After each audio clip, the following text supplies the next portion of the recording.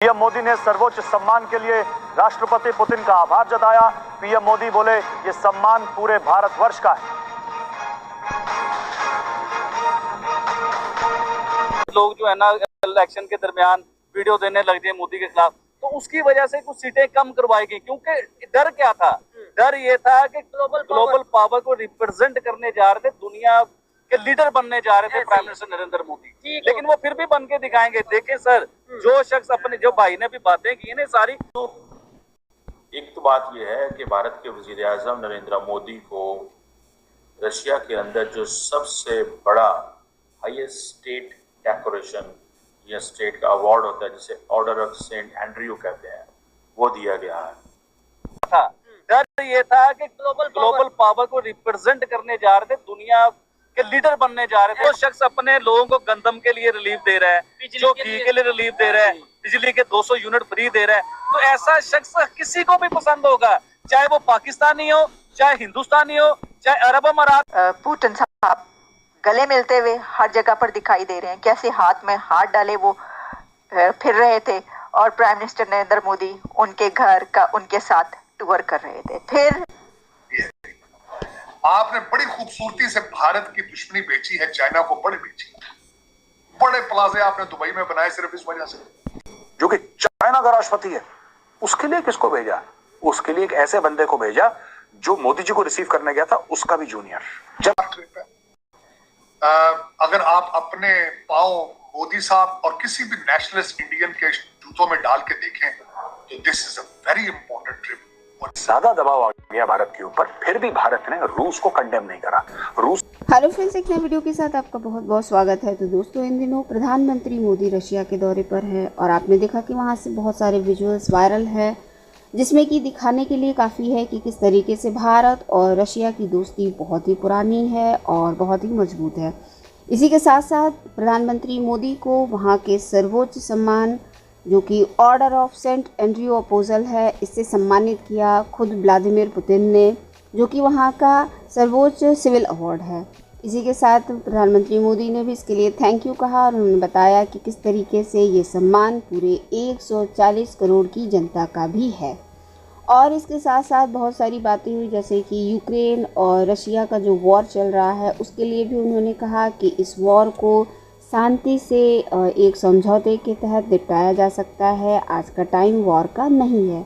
उसी के साथ साथ उन्होंने जो मॉस्को अटैक हुआ था, जो टेरर अटैक हुआ था, उसके बारे में भी एक्सप्लेनेशन दिया, उनके बारे में भी बताया कि किस तरीके से इस तरीके का हर जगह कुछ न कुछ ऐसे टेरर अटैक देखने को मिल रहा है। जैसे कि आज खुद भी भारत में भी हुआ है, जिसमें कि 5 हमारे जवान शहीद हुए हैं। तो टेरर की जो तकलीफ़ है वो किसी हर कंट्री में बराबर ही हो रही है। आपने देखा होगा कि हर जगह इस तरीके के अटैक्स देखने को मिल रहा है, स्पेशली भारत में अभी कुछ दिनों से थोड़ा ज़्यादा हो रहा है। तो उसका भी जिक्र उन्होंने किया कि ये कितनी बुरी चीज़ है और इस तरीके का दंश भारत किस तरीके से झेल रहा है।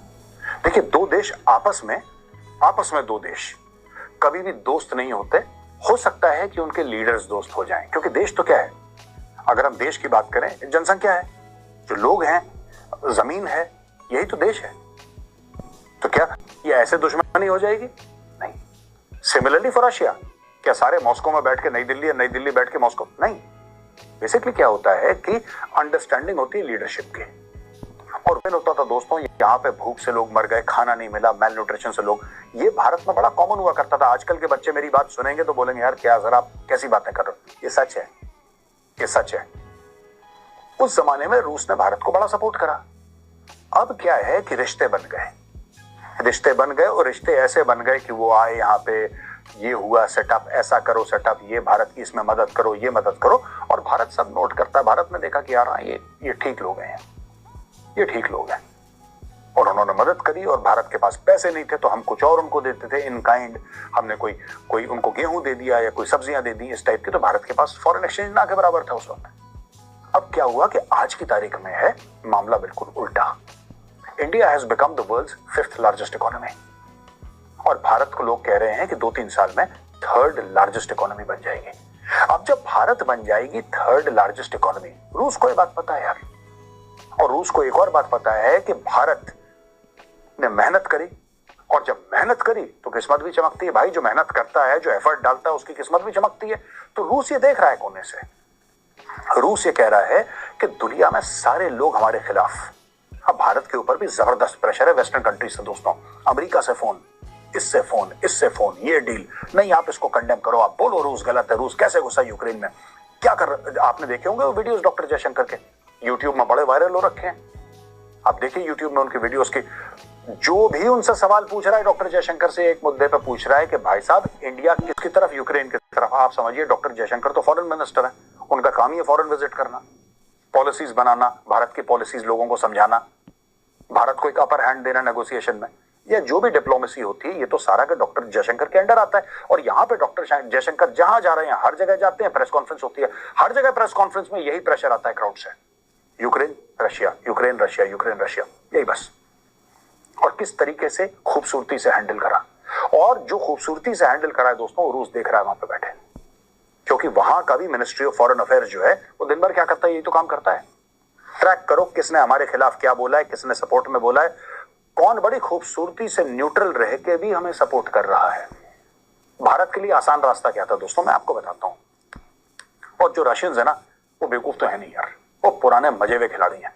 वो लोग क्या देख रहे हैं दोस्तों, वो ये देख रहे हैं कि यार जब भारत के ऊपर इतना प्रेशर आया, इतना दबाव आया है ना, जब ज्यादा दबाव आ गया भारत के ऊपर, फिर भी भारत ने रूस को कंडेम नहीं करा, रूस का हाथ नहीं छोड़ा।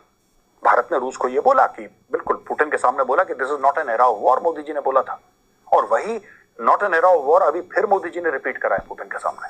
वहां पर उनको वो एक दूसरे से बगलगीर होते हुए, मोदी साहब और पुतिन साहब गले मिलते हुए हर जगह पर दिखाई दे रहे हैं। कैसे हाथ में हाथ डाले वो फिर रहे थे, और प्राइम मिनिस्टर नरेंद्र मोदी उनके घर का उनके साथ टूर कर रहे थे। फिर पुतिन मोदी को अपने स्टेबल में भी लेकर गए। स्टेबल्स में, वहां पर जो स्टेबल हाउस होता है, घोड़े जो, वेलकम तो है ही, वार्म वेलकम तो है ही, लेकिन ये एक यूनिक वेलकम है। ये भारत के किसी प्राइम मिनिस्टर को रशियन प्रेसिडेंट की तरफ से इस तरीके से रिसीव करना, अपने घर लेकर जाना, और उन्होंने होस्ट भी उनको अपने घर पर किया,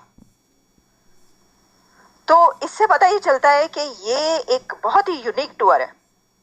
अभी और भी चीज़ें इसकी सामने आएंगी, हम आपको बताएंगे।